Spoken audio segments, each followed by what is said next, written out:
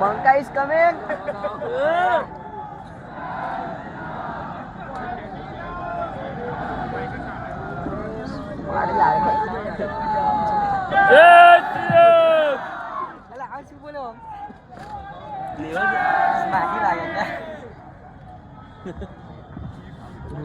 बार बड़ा रोड लॉकबेल होगा डोर जय सिया राम। जय श्री राम। थक गए वैसे लग रहा है। सम्मान में ज्यादा समय हो गया है ना। आवाज ऐसी जानी चाहिए ना, जो थोड़ी बहुत नींद आ रही वो भी भाग जानी चाहिए। बोलो जय श्री राम। जय श्री राम। जय श्री राम। जय श्री राम। भारत माता की जय। भारत की जय। आज समस्त हिंदू समाज के तत्वाधान में आपके इस आनंद में जो धर्म सभा का आयोजन किया गया है, इस सभा को संबोधित करने के लिए, हम सबको आशीर्वाद देने के लिए मंच पर जितने भी साधु संत उपस्थित हैं, पहले तो उनके चरणों को मैं प्रणाम करता हूं। और भारत को हिंदू राष्ट्र घोषित करे, गौ माता को राज्य माता का दर्जा मिले, भारत से धर्मांतरण लव जिहाद जैसे षड्यंत्र को समाप्त करे, यहां संकल्प लेने के लिए दूर दूर से मेरे भाई बंधु पधारे हैं। मैं आप सबको भी प्रणाम करता हूं, धन्यवाद प्रकट करता हूं। मुझे एक कॉल आया था 3 दिन पहले। अभी आएगा। वो कहने लगा कि आनंद में आके बता दे, तुझे यही मंच के पास ही गोली मारूंगा। तो भाई खड़ा हुआ हूं, इधर से आएगा या इधर से आएगा या इधर से आएगा या उधर से आएगा, किधर से आएगा, बिना सिक्योरिटी के खड़ा हुआ हूं। मुझे तेलंगाना में सभा में आने के लिए रोकने का प्रयत्न किया गया कि राजा सिंह को गुजरात के आनंद में हम जाने नहीं देंगे और किसी भी हालत में रोकेंगे। पूरी हमारी पुलिस पीछे पड़ गई कि कहाँ है राजा सिंह, कहाँ है। तो कुछ हमारे धर्म के प्रति प्रेम रखने वाले कुछ पुलिस ऑफिसर भी है तेलंगाना में। कहा कि भाई साहब, आपका जो कार्यक्रम है 12 का, उसको रोकने की पूरी ताकत लग गई। जो आपके बड़े साले साहब है ओवैसी, उनकी पूरी ताकत लग गई। कमिश्नर ऑफिस में उनकी टीम चले गई कि किसी भी हालत में राजा सिंह को रोका जाए। और लगभग ये 4 दिनों में तेलंगाना राज्य में मेरे खिलाफ 32 से ज्यादा एफआईआर हो गई पुलिस स्टेशनों में। वो लोग सोचने लगे कि राजा सिंह को पिछली बार जैसे हमने जेल को पहुंचाया, इस बार भी पहुंचा देंगे। हर पुलिस स्टेशन में रात होते ही जुनू बनाना, पुलिस स्टेशन के पास जाना, धरना करना, एप्लीकेशन देना, कंप्लेंट देना, ये फायर करवाना। तो मैं हमारे उन लोगों को कहना चाहूंगा, मेरा एक बार इतिहास उठाकर देख लेना। जैसे हम लोग कभी कभी थकने के बाद में फार्म हाउस जाते हैं या कहीं घूमने जाते हैं, तो मेरे लिए जेल भी मेरे लिए रेस्ट रूम है, फार्म हाउस है मेरे लिए। 2004 में 3 महीने के लिए गए, जब नहीं थके। 2005 में 6 महीने के लिए गए, तब नहीं थके। 2010 में 45 डेज के लिए गए, जब नहीं थके। 12 में, 13 में, 14 में, फिर परसों भी जाके आ गए, तभी भी नहीं थके। तो अब क्या थकेंगे। लगभग जनता की सेवा करते करते, धर्म प्रचार करते करते हम भी थक जाते हैं। आपको पता है कि हमारे भाई ने फ्लाइट टिकट बनवाया था, तो एयरपोर्ट पे पहुंच गए हमारे पुलिस भाई बंधु के, यहीं हम पकड़ेंगे। तो हमने कहा ठीक है, तुम एयरपोर्ट पे वेट करो, हम बाई रोड चले जाएंगे। तो इतने 100 किलोमीटर तक सिर्फ आपसे मिलने के लिए मैं बाई रोड आ गया हूं मेरे मित्र। और मैं उसको ढूंढ रहा हूं जो गोली मारने के लिए आया था। बेटा कहां छुपा, जरा बाहर निकल मादरचोद। ये जो धरती है ना, ये जो गुजरात की धरती है, इसी धरती ने इतिहास लिखा था कि जब जब देशद्रोहियों के सर उठे हैं, धर्मद्रोहियों के सर उठे हैं, कुचलने का काम यही गुजरात की धरती ने किया है। और गुजरात का हिंदू ऐसा हिंदू है जो 10 मारता है और 1 गिनता है। और ऐसे वीरों के बीच में निहत्था अकेला खड़ा हुआ हूं, क्योंकि मेरे पीछे साधु संतों का आशीर्वाद है और ऐसे हिंदू वीरों का साथ है। तो कौन क्या उखाड़ सकता है मेरे मित्रों, आप बताना। आज निकालो उसको। यहाँ पर इतनी बड़ी संख्या में मेरे भाई बंधु उपस्थित है। निकालो। आज हमारे गुजरात की धरती को खोखला करने के लिए एक तरफ धर्मांतरण का षड्यंत्र, दूसरी तरफ लव जिहाद का षड्यंत्र, तीसरी तरफ लैंड जिहाद का षड्यंत्र रचा जा रहा है। मैंने देखा कि भारत में, पूरे विश्व में कहीं पर भी उतना बड़ा डिमोलिश नहीं हुआ। हमारे सोमनाथ की धरती के प्रांगण में एक बहुत बड़ा डिमोलिश हुआ था। 300 करोड़ से अधिक की प्रॉपर्टी जिहादियों के कब्जे में। मैं धन्यवाद पकड़ करता हूं हमारे मुख्यमंत्री जी का और हमारे गृह मंत्री जी का। उन्होंने कहा कि ये तुम्हारे अब्बा की जमीन नहीं है जो हमारे पवित्र सोमनाथ के मंदिर के आजू बाजू कब्जा करके बैठ जाए। सारे के सारे घरों पर, जमीनों पर योगी जी वाले स्टाइल से भी जबरदस्त स्टाइल में ऐसा बुलडोजर चढ़वाया कि उनके होश ठिकाने आ गए। साथ ही साथ हमारे कृष्ण भगवान की नगरी द्वारका के भी प्रांगण में बड़े बड़े मकान बन गए थे, बड़ी बड़ी दीवारें उड़ गई थी, बड़ी बड़ी मज़ारें बन गई थी। उन पर भी जबरदस्त बुलडोजर का अभियान चला। सभी के घरों पर बुलडोजर चढ़ाया गया। यही कार्य होना चाहिए। और मेरे मित्रों, हमारे ही यानी कुछ ही महीने पहले हमारे अहमदाबाद के चंदोला झील के किनारे एक बुलडोजर एक्शन हुआ था, आप सबने देखा होगा। कुछ आप कर। हमारे गुजरात को अनाथ आश्रम समझ ले ये जिहादी और ये बांग्लादेशी। कोई लल्लू पठान है, लल्लू पठान। उस उल्लू को पता नहीं कि कहां पर हमने बांग्लादेशियों को बिठा दिया था। जब हमारी गुजरात की पुलिस ने देखा कि ये लल्लू उल्लू पठान ने बांग्लादेशियों को बसा के रखा है, पहलगाम के हमले के बाद में हमारे गुजरात की पुलिस कहां पर कौन सा ये हरामी बांग्लादेशी छुपा हुआ है, खोद खोद के निकाल रही, ढूंढ के निकाल रही। लगभग 150 से अधिक बांग्लादेशी वहां पर पकड़े गए। तो सोचो, एक क्षेत्र में इतने बांग्लादेशी छुपे हुए होंगे और कहां पर ये बांग्लादेशी, रोहिंग्या, ये पाकिस्तानी साले मुल्ले छुपे हुए होंगे। 8,000 मकानों पर बुलडोजर चढ़ाया गया मेरे मित्रों। 8,000 मकानों पर। ये जो शक्ति आती है ना सरकार में, सरकार को भी मजबूर होना पड़ता है जब हिंदुओं की ऊंखार होती है। सरकार को भी मजबूर होना पड़ता है।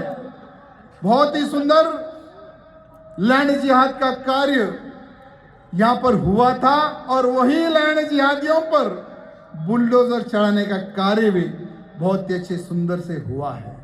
मैं हमारे मुख्यमंत्री, हमारे गृह मंत्री एवं सभी मंत्रीगणों से निवेदन करना चाहूंगा कि अगर इसी प्रकार से आप लोग इन लैंड जिहादियों को सबक सिखाते जाएंगे तो आने वाले समय में यहां लैंड जिहादी गुजरात की कोई भी कोने में कोई भी धरती को कब्जा करने से पहले 10 बार सोचेंगे। साथ ही साथ मैं निवेदन करना चाहूंगा, आज भी लैंड जिहाद हो रहा है, यानी सरकार का डर इन मुल्लों को नहीं है। डर कब आएगा? डर कब आएगा? जहां पर ये लोग लैंड जिहाद करते हैं वहां पर घर तोड़े जाए और उनको वहीं पर खोद का गाड़ा जाए। दुनिया को पता चले कि गुजरात की धरती में घुसने का अंजाम क्या होता है। जहां हम घुसेंगे वहीं पर हमारी समाधि बन जाएगी। यहां डर उन लैंड जिहादियों को होना चाहिए, उन रोहिंग्याओं को होना चाहिए, वो साले कटवे बांग्लादेशियों को होना चाहिए। सभा रोकने के लिए हमारे गुजरात के कुछ लोग एप्लीकेशन देने चले गए हमारे कलेक्टर साहब जी के पास। उन्होंने कहा कि ये राजा सिंह आएगा हमें गाली देगा। भाई गाली देना मेरी आदत तो नहीं है, लेकिन हाँ मैं बांग्लादेशी और पाकिस्तानी को गाली देता हूं। अगर तुम उनकी नाजायज औलाद है तो तुम तकलीफ बराबर बराबर। ये धरती मेरी है। पूरे भारत देश में मैं कहीं पर भी जा सकता हूं, क्योंकि ये भारत देश हम सबका है। कोई भी मुल्ला मौलवी अगर कह दे कि राजा सिंह को रोका जाए तो ये ताकत को कोई नहीं रोक सकती। ध्यान रखना, बराबर बराबर। क्योंकि हम मरने के लिए निकले हैं और मरने वाला व्यक्ति किसी के बाप से डरता नहीं। याद रखना। 3 बार के विधायक बन गए, बस बहुत हमने जनता की सेवा कर ली, अब कुछ सफाया कर देंगे। मैं हमारे गुजरात के मुख्यमंत्री जी से निवेदन करना चाहूंगा, मुख्यमंत्री जी एक 6 महीने के लिए मैं यहाँ पर आके बैठ जाता हूँ। सुपड़ा साहब 6 महीने के लिए मैं यहाँ आकर बैठ जाता हूँ। आपको बस एक ही काम करना है, नो FIR नो कंप्लेंट। और मैं मेरे ये हिंदू वीरों को एक ऑफर दे दूंगा, अगर 6 महीने के लिए मैं आकर घर बैठ गया तो मेरे हिंदू वीरों को पता है क्या ऑफर दूंगा? जैसे मेरे सर की कीमत 1 करोड़ रुपए आपके ही गुजरात के एक मुल्ले ने लगाई थी। भाई उतना पैसा तो मेरे पास नहीं है, लेकिन मैं एक आतंकी के सर की कीमत 50,000 रुपए लगा दूंगा। No FIR no complaint. अरे जो हरामी आतंकियों ने हमारे अक्षरधाम पर हमला किया था, मासूम हमारे भक्तों को, हिंदुओं को गोलियों से भून दिया था, ऐसे लोगों का सर काटने पर नो FIR नो कंप्लेंट होनी चाहिए नहीं होनी चाहिए? होनी चाहिए नहीं होनी चाहिए?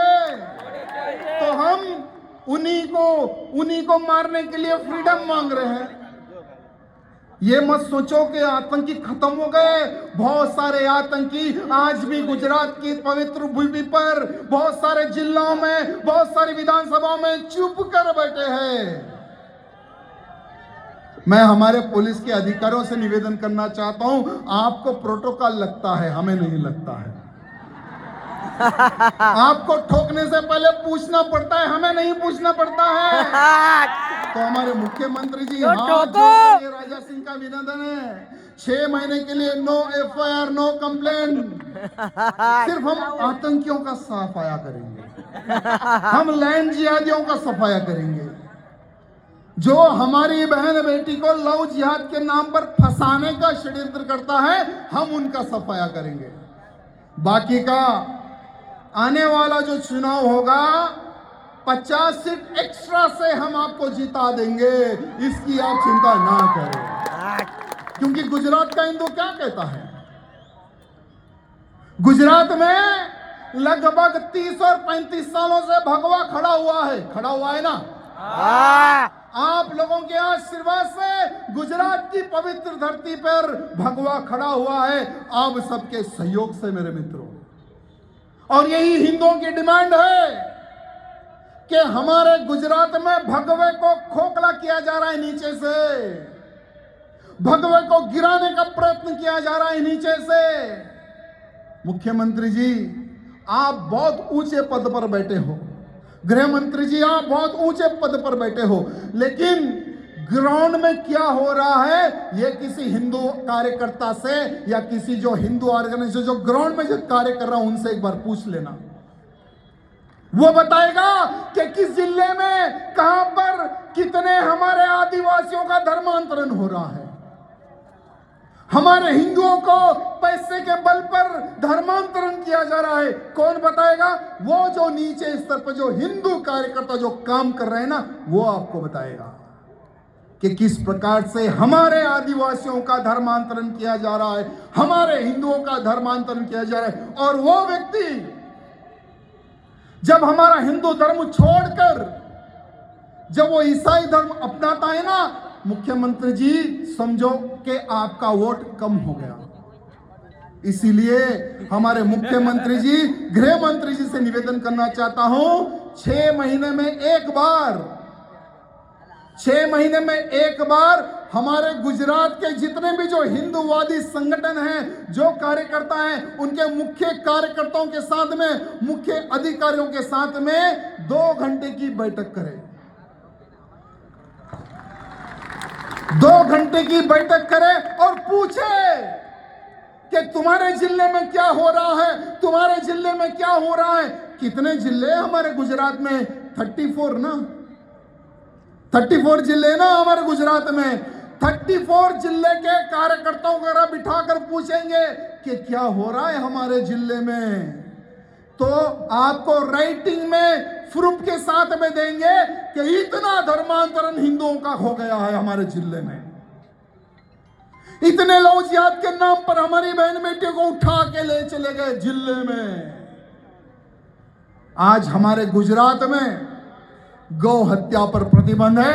रोजाना ट्रक भर भर के गौ माताओं को, गौ माता के बच्चों को काटने के लिए दूसरे राज्य में भी जा रहे हैं। वो रिपोर्ट हमारा कार्यकर्ता आपको देगा और वो रिपोर्ट के अनुसार आप एक टास्क फोर्स बनाइए। बहुत पुलिस है हमारे गुजरात में, अरे बहुत पुलिस है हमारे गुजरात में। एक अच्छे ईमानदार पुलिस ऑफिसर को, एक आईपीएस ऑफिसर को इंचार्ज बना दे और उनके नीचे एक टास्क फोर्स बना दे। और वो टास्क फोर्स का कार्य एक ही होगा, सेपरेटली एक कंट्रोल रूम होना चाहिए, सेपरेटली एक कांटेक्ट नंबर होना चाहिए। वहां कांटेक्ट नंबर हर वो जिला के अधिकारियों को, कार्यकर्ताओं को जाना चाहिए। अगर कहीं पर भी लव जिहाद या धर्मांतरण या गौ हत्या होती है, वहां उनको फोन जाना चाहिए, वहां उनको व्हाट्सएप जाना चाहिए। और ये हमारी टास्क फोर्स टीम जाकर no arrest no FIR, no arrest no FIR, Yogi ji जैसा वाला स्टाइल हमें चाहिए हमारे गुजरात में भी। ठोकने का काम होना चाहिए। देखो, अगर मैं किसी को ठोकूंगा तो हमारी पुलिस पकड़ेगी, अगर हमारी पुलिस ठोकेगी तो कौन किसको पकड़ेगा? कौन किसको पकड़ेगा? अरे लीगली ठोकना है भाई। योगी जी बताते कुछ और करते कुछ और, पता है आपको?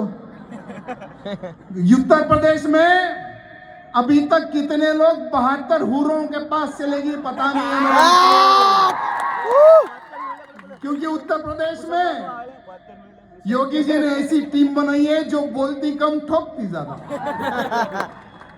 तो वो काम हमारे गुजरात में भी अगर चालू हो गया तो अभी 30-35 साल से भगवा है, आने वाले 70 साल तक ये भगवा झुकने वाला नहीं है मेरे मित्रों।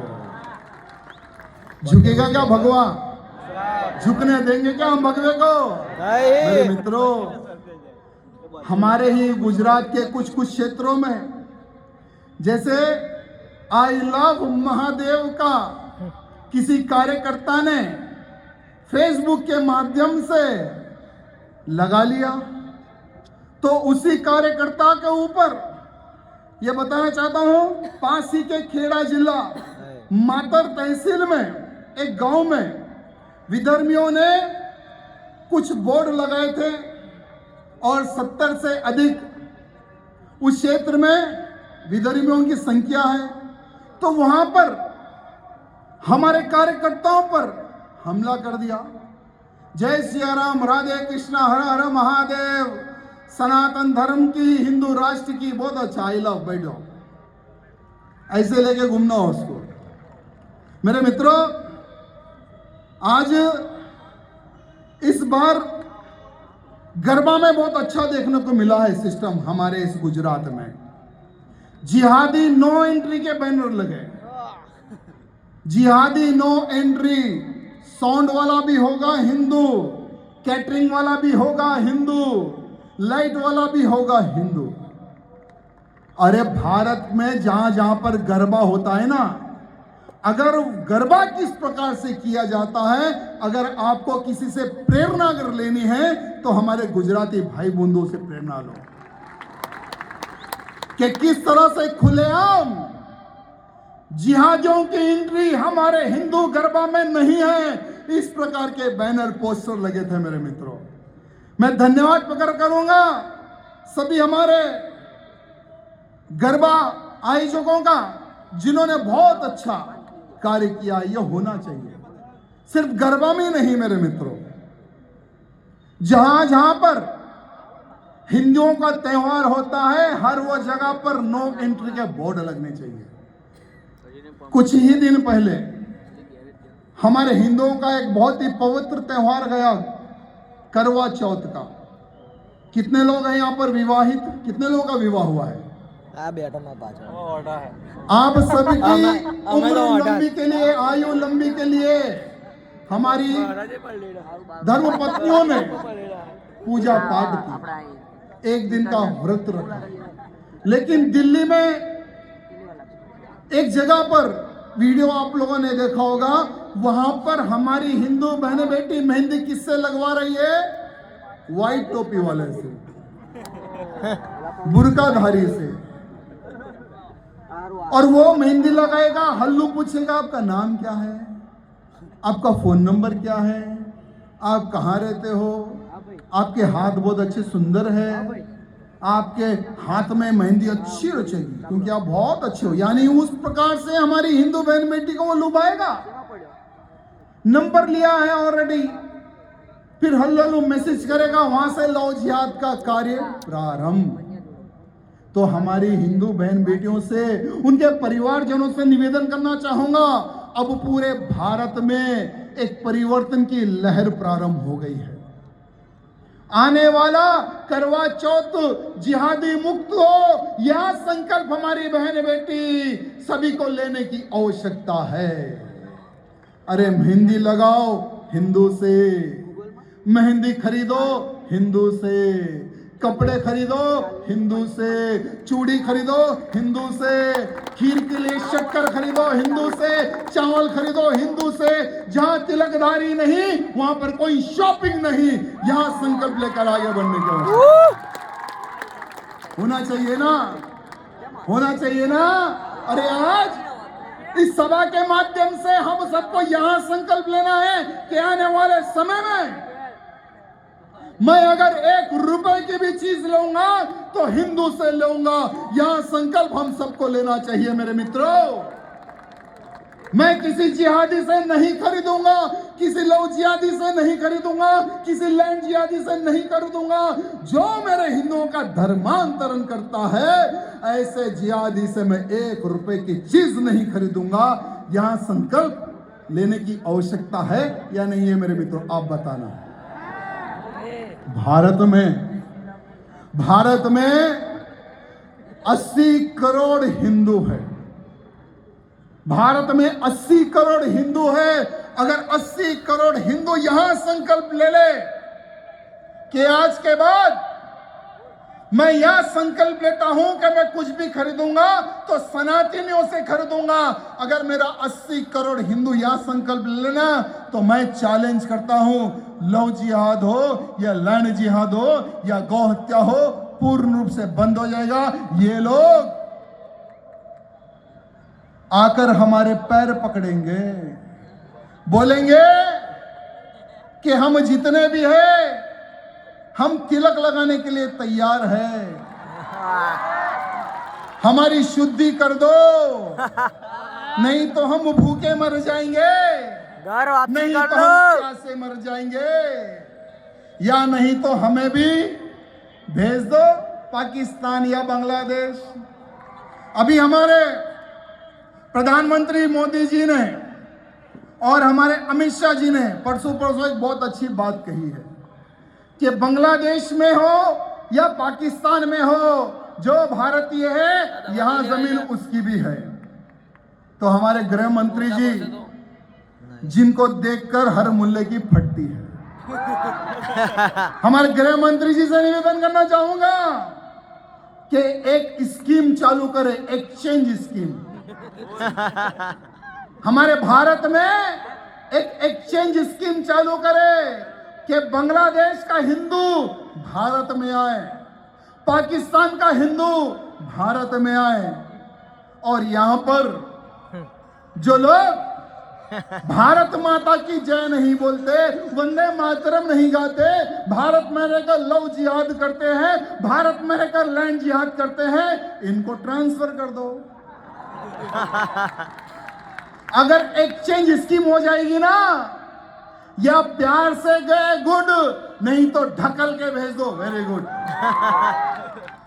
तो फिर कोई भी उस प्रकार से जिहादी सोच रखने से पहले वो 1000 बार सोचेगा। मेरे मित्रों, हमें हमारी गुजरात पुलिस पर गर्व होता है कि किस प्रकार से हमारे धार्मिक कार्यक्रम हो या कोई भी हिंदू के प्रति कुछ कठिनाई आ जाए तो कम से कम सपोर्ट के लिए खड़े होती है। लेकिन नवसारी का एक केस मेरे पास आया मेरे मित्रों, मुझे एक कार्यकर्ता ने आज सवेरे कॉल किया, उसका नाम है लखन सोनी। वहां कार्यकर्ता कहता है कि भैया गरबा चल रहा था, नवरात्रि का शुभ अवसर था, हमें पता चला कि हमारे हिंदू गरबा में नवसरी में कुछ जिहादी लोग तिलक लगाकर आकर गरबे में घुस गए हैं। और आपको पता ही है कि कोई जिहादी अगर गरबे में आता है तो उसका एक ही एक षड्यंत्र होता है, लव जिहाद। भैया हमारे अधिकारियों ने कहा कि इस बार जिहादी मुक्त गरबा हो, जहां कहीं भी अगर आपको डाउट आता है वहां जाइए, देखिए, पूछिए, ऑर्गेनाइजर को बोलकर उनको बाहर हटाइए। तो वो कार्यकर्ता चले गए कुछ कार्यकर्ताओं को लेकर। तो दुर्भाग्य है, वहां के एक पुलिस अधिकारी ने वहां कार्यकर्ता को पहले तो बाल पकड़ते हैं, पहले तो बाल पकड़ता है, फिर तिलक मेड़ता है, फिर मां बहन की गाली देता है, और वो सोनी को, लखन सोनी को इतना मारता है कि बेचारा बेहोश होकर गिर जाता है। ये क्यों हो रहा है? अरे एक तरफ गुजरात का हिंदू पुलिस को भगवान के रूप में देखता है। क्यों? क्योंकि जब हम सोते हैं ना मेरे मित्रों, जब ये जागकर हमारी रक्षा करते हैं। और दूसरी तरफ कुछ ऐसे लोगों की मानसिकता खराब हो जाती है जो कुछ गोल टोपी वालों को खुश करने के लिए हिंदुओं के ऊपर लाठी चार्ज करते हैं। मैंने उस सोनी को कहा कि बेटा डरने की बात नहीं है, जो कोई भी हिंदू कार्यकर्ता हिंदुत्व का कार्य करता है ना, उसको कठिनाइयों का सामना बहुत करना पड़ता है, बहुत कठिनाइयों का सामना करना पड़ता है। पहले तो हमें अपने लोगों से लड़ना पड़ता है, हमारे नेताओं से लड़ना पड़ता है, हमारे आजू बाजू लोगों से हमें लड़ना पड़ता है। वो लोग कहते हैं कि तुझे क्या पड़ी, जो लव जिहाद, धर्मांतरण, गौ हत्या के खिलाफ में तू आवाज उठा रहा है, तेरी हम टांगे तुड़वा देंगे, तेरा हम रॉडी शीट खुलवा देंगे, तेरी हम जिंदगी बर्बाद कर देंगे। बोलने वाले कुछ नपुंसक नेताएं हमारे पास भी है मेरे मित्रों। मैं उन नेताओं को कहना चाहूंगा, आज ये हिंदू कार्यकर्ता लव जिहाद के खिलाफ खड़े होता है, इसका मतलब ये नहीं तुम्हारी बहन बेटी की भी रक्षा करता है। अरे तुम वोट के भिखारी, तुम ये भूल जाते हो कि तुम्हें जिताने वाला केवल केवल केवल हिंदू है। अरे आज का माहौल चेंज हो गया है। जो गौ मांस खाता है वो मर भी गया तो भगवाधारी पार्टी का वोट नहीं डालता। हमारे भगवाधारी पार्टी से खड़े होने वाले तमाम नेताओं को कहना चाहूंगा, सर्वे करवा लो। जहां जहां पर गौ मांस खाने वालों का ज्यादा वोट बैंक होता है, वहां के बूथ की लिस्ट मंगवा लो, देख लो कि कितना वोट तुम्हें गिरा है और कितना वोट तुम्हारे खिलाफ में गिरा है। अरे आज ये हिंदू चुनाव के समय पर मार खाता है, लाठी खाता है, खुद के पैसे पर पेट्रोल डलाता है, घर का खाना खाकर कहता है कि गुजरात को सुरक्षित रखना है तो भगवे को हमें झुकने देना नहीं है। यह हिंदुओं का संकल्प होता है। और हमारे नेता लोग चुनाव से पहले डुप्लीकेट भगवा डाल लेते हैं। चुनाव से पहले जय श्री राम का नारा लगाते हैं। चुनाव से पहले हिंदू हिंदू भाई का नारा लगाते हैं। चुनाव खत्म, हिंदुत्व खत्म। चुनाव खत्म, हिंदुत्व खत्म। हमारे नेतागण, अगर वन टाइम तुम्हारा इन्वेस्टमेंट है तो तुम्हारी मर्जी। अगर अर्थी पर जब तुम जाओगे एक मुर्दा बनकर, जब तक तुम्हें विधायक या सांसद बन के रहना है, तो जो हिंदुत्व की बात करेगा, जो हिंदुत्व की बात करेगा, हिंदू उसी को वोट देगा। यहां अब चेंज हो गया है, वातावरण बदल चुका है। तो जो हमारे पुलिस के अधिकारी ने लखन सोनी पर हमला किया है, हमारे मुख्यमंत्री, गृह मंत्री जी से निवेदन करना चाहता हूं कि इंक्वायरी होनी चाहिए कि एक हिंदुवादी कार्यकर्ता और 10 हिंदुवादी कार्यकर्ताओं को किस प्रकार से लाठियों से मारा गया। बाज़ाब्ता वीडियो में क्लियर है, ऐसा तिलक को मिटा गया। इतनी नफरत तिलक से, भगवा तुम्हारी गांड में डाल लो। ये शब्दों का उपयोग, यहां शब्दों का उपयोग किया है, मां बहन की गाली दी है। क्या कोई पुलिस का अधिकारी ये शब्द उपयोग कर सकता है मेरे मित्रों? शायद उसके घर में मां और बहन नहीं होगी, इसलिए वो शब्दों का उपयोग किया है। मैं हमारे मुख्यमंत्री से निवेदन करना चाहूंगा, आने वाले समय में कोई भी कार्यकर्ता के ऊपर अगर इस तरह का बर्ताव होगा तो जिस भाषा में जो ऑफिसर बात करेगा, वो भाषा में उस ऑफिसर को जवाब भी मिलेगा। गुजरात के सभी हिंदुवादी संगठनों से मैं निवेदन करना चाहता हूं, हाथ खुला हुआ है। हाथ खुला हुआ है मतलब सभी संगठन बटे हुए हैं। अरे इतिहास गवाह है, जहां बटोगे वहां कटोगे। अरे यहां धर्म सभा समस्त हिंदू समाज के तत्वाधान में लगाई गई है, ना कि एक नाम पर लगाई गई है। सबको आना चाहिए था, सबको बैठना चाहिए था। हमें गर्व होता था कि वाह, आनंद में इतने सारे हिंदू संगठन एक होकर जो अपना शक्ति प्रदर्शन बता रहे ना, आनंद के हिंदुवादी संगठनों से सभी राज्य के हिंदुवादी संगठनों को प्रेरणा लेनी है, ये हम गर्व से बोल सकते थे। मैंने बहुत सारे लोगों को संपर्क किया, क्या है कार्यक्रम की व्यवस्था। उन्होंने कहा कि भैया हमें इनवाइट नहीं है, हमें बोला नहीं गया। क्या मेरी शादी थोड़े है यहाँ पर सलमा से? क्या मेरा निकाह हो रहा था क्या यहाँ पर? जो तुम्हें हमारे भाई जी इन्विटेशन कार्ड देकर बुलाए, हो रहा था क्या? अगर हुआ भी तो आई एम रेडी, क्योंकि हिंदू हमेशा रेडी होना चाहिए। तो मेरे जितने भी समस्त हिंदू संस्थान है, ऑर्गेनाइजेशन के अधिकारीगण है, उनसे निवेदन करना चाहूंगा, आज सिर्फ आनंद में यानी हमारे भाई की बदौलत दूसरा कार्यक्रम मेरा हुआ है। दूसरा कार्यक्रम यह गुजरात में हुआ है। गुजरात के हर वो जिला में मैं आने के लिए तैयार हूं। बुलाने वाले में दम होनी चाहिए, जैसे हमारे भाई में दम है। पता है भाई के ऊपर इतना प्रेशर आ गया यार, किसको बुला लिया, इसको ले लेके तो तेलंगाना में गड़बड़ हो रही है, लोग रोड पर उतर गए, लोग धरना कर रहे, कहीं यहां पर भी गड़बड़ ना हो जाए। तो भाई ने कहा कि भाई बहुत झीलिए हम भी, अब आने वाली उम्र देश और धर्म समाज की सेवा के लिए मैं बिताना चाहूंगा, आप आ जाओ। हमारे राजन जी ने कहा कि भाई हम सब लोग मिलकर कार्यक्रम कर रहे हैं, और हमारे भाई का नाम भूल गया, क्षमा चाहूंगा, हाँ जिग्नेश भाई, उन्होंने कहा कि भाई साहब आ जाओ। जैसा तेलंगाना में आपने आपकी सेना देखी है ना, वैसे ही सेना हम आपको गुजरात की धरती पर बता देंगे। हम आपको गुजरात की धरती में बता देंगे।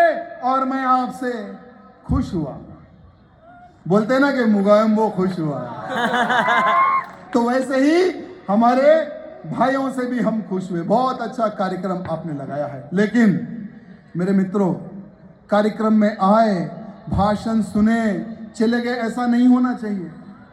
कुछ लोग फोन पर बिजी है, फोन को बाजू रख दो।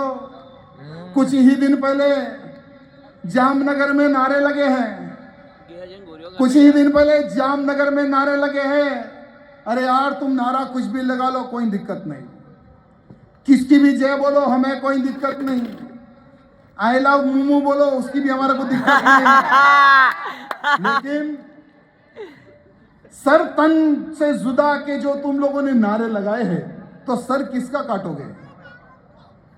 सर तन से जुदा के जो तुमने नारे लगाए हैं, बोलो सर किसका काटोगे? क्या हिंदू का सर क्या बकरे की गर्दन समझ रहे हो क्या? अरे छत्रपति शिवाजी महाराज का दूसरा रूप हिंदू है, महाराणा प्रताप का दूसरा रूप हिंदू है। एक समय था एक गाल दो दूसरा गाल भी दे दो, अब समय बदल चुका है। गाल पर हाथ आने से पहले हाथ कट के गिर जाता है। आज का हिंदू वो है। आज का हिंदू क्या है? आज का हिंदू ये है। और ये परशुराम का भाला लेकर घूमने वाला हिंदू है। वो समय गया जब हिंदू दो गाल देता था, अब का हिंदू है देश धर्म समाज की रक्षा के लिए प्राण दे भी सकता है और प्राण ले भी सकता है। मेरे मित्रों, आज का हिंदू वो है। मेरे मित्रों, आज मैं किसी को यहां पर काम देने के लिए नहीं आया हूं, लोग डरने की आवश्यकता नहीं है। खास करके हमारे पुलिस भाई डरने की आवश्यकता नहीं, हम कुछ नहीं बोलेंगे। देखिए जहां जो बोलना है ना, वहां तो बोलना पड़ेगा ना। मैं हमारी पुलिस को धन्यवाद देने के लिए आया हूं आपके गुजरात में, क्योंकि एक मुल्ले को हमारी गुजरात की पुलिस ने पकड़ा था। तो मुल्ले का नाम देखिए, सोहेल अबू बकर। सोहेल अबू बकर वहां एक धागे की फैक्ट्री में मैनेजर का काम करता था और उसके गांव में छोटे छोटे बच्चों को शिक्षा देने का काम करता था। अरे गुजरात में तू साले भीख मांगने के लिए आया, तू जीने के लिए आया, काम करने के लिए आया, काम कर लेना था ना। लेकिन गुजरात की धरती में बैठकर लूडो गेम वो डाउनलोड कर लेता है। लूडो गेम के माध्यम से पाकिस्तानियों से चैटिंग करता है, पाकिस्तानियों को बोलता है कि मुझे नए नए गन्स चाहिए, मुझे पैसा चाहिए, तो पाकिस्तान के आतियों ने कहा कि ठीक है, हम तुझे 1 करोड़ रुपए देंगे, बोल किसको उड़ाएगा। तो उसने कहा कि नुपुर शर्मा को उड़ाऊंगा। मेरे पास नुपुर शर्मा को उड़ाने के लिए हिंदू नहीं और एक उपदेश राणा जी है, उनको उड़ाने के लिए क्या है, क्या उपदेश राणा है क्या इधर? बीजेपी नहीं कर रहे। नहीं है। उपदेश राणा जी को उड़ाने के लिए और मैं उनका जीजा जीजा को उड़ाने के लिए 1 करोड़ रुपए की सुपारी दे दी है। अब देखिए, हमारी गुजरात की पुलिस ऐसी वैसी पुलिस नहीं है। उस मुल्ले को, उसकी चैटिंग को, सब चीजों को ढूंढ कर पकड़ कर ऐसा फोड़ा, सब जैसे तोता टाँव टाँव करता है ना, वैसा वो भी टाँव टाँव करना स्टार्ट कर दिया। पूरी की पूरी हिस्ट्री उसने बताई कि किस प्रकार से हमारा प्लान था। मैं हमारे पुलिस कमिश्नर जी का धन्यवाद पकड़ करूंगा, गृह मंत्री जी का धन्यवाद पकड़ करूंगा। उन्होंने इतनी अच्छी से इंक्वायरी करी, पूरी जांच की और सारे के सारे डिटेल बाहर निकाल के उसको जेल पहुंचा दिया। अभी सुना है कि उसे बेल मिल गई। तो हमारे पुलिस के अधिकारियों से निवेदन करना चाहूंगा कि वो कोर्ट कब आता है और कब जाता है, थोड़ा हमें बता देना, क्योंकि हम भी उसके दर्शन कर लेंगे। जिसने हमारे नाम की सुपारी खाई, हम भी उससे गले मिल लेंगे जिसने हमारे नाम की सुपारी खाई। एक नांदेड़ का था एक मुल्ला, उसने भी मेरे नाम की सुपारी खाई थी। तो मुंबई की हमारी पुलिस ने उसको पकड़ा और मुझे बुलाया विटनेस के लिए कि भाई साहब आपको इसने फोन किया था। मैंने कहा मुझे तो रोज फोन आते हैं, तो इनमें से इसका किसका नंबर है? तो उन्हें बताया कि नहीं भाई साहब ये नंबर है, आपको मुंबई आना है विटनेस देने के लिए। बोला ठीक है, आ जाऊंगा। मुंबई गया, कोर्ट के अंदर जाते ही 4 साले आतंकी बैठे हुए हैं, जो खाते भारत का, साले गाते पाकिस्तान का। एक यानी इनकी अम्मी जो होती है वो भारत की होती है, इनके जो अब्बा होते हैं वो पाकिस्तान से होते हैं। यानी जो आतंकी बनता है ना भारत में रहकर, वो एक बाप की औलाद नहीं रहता मेरे मित्रों, क्योंकि इनके घर में आना जाना बहुत लोगों का होता है। और ये जो आतंकियों की जो पैदाशी होती है ना, ये हलाल की पैदाशी होती है, और यही लोग आतंकी बनते हैं। भारत का खाकर भारत से विद्रोह करते हैं, भारत में रहकर भारत से हमले करने की सोच रखते हैं। मेरे मित्रों, ऐसे लोग बहुत हमारे क्षेत्र में हैं। आप लोगों ने देखा होगा कि बंगाल में इस बार नवरात्रि के शुभ अवसर पर हिंदू नवरात्र बहुत ही पवित्र से मनाता है। 9 दिन भूखा प्यासा रहकर मां को मनाने का प्रयत्न करता है। एक तरफ हिंदू पंडाल लगा रहा है तो दूसरी तरफ वही पंडालों में बैनर लग रहे हैं। बंगाल में दुर्गा माता के पंडालों में बैनर लग रहे, उस बैनर में यह लिखा हुआ है कि नमाज का समय ये है, 5 टाइम की नमाज का समय ये है। यहां 5 टाइम कोई घंटा बजना नहीं चाहिए, यहां 5 टाइम कोई आवाज नहीं आनी चाहिए, यहां 5 टाइम कोई गाना बजना नहीं चाहिए। अगर बजोगे तो हमारा फिर एक्शन देखने को मिलेगा। आज बंगाल में मेरे मित्रों हिंदू किस प्रकार से जी रहा है ना, डर डर के हमारा हिंदू जी रहा है। लेकिन हम सबको यहां कहना है कि जिए तो हमारे बंगाल के हिंदू जैसा, जो गर्व से हमारा हिंदू जी रहा है, लड़के हमारा हिंदू जी रहा है। मेरे मित्रों, बंगाल में आतंकी हमला कर रहे हैं, फिर भी हमारा बंगाल का हिंदू नहीं डर रहा है। मेरे मित्रों, मेरी 4 दिन पहले एक सभा हुई थी।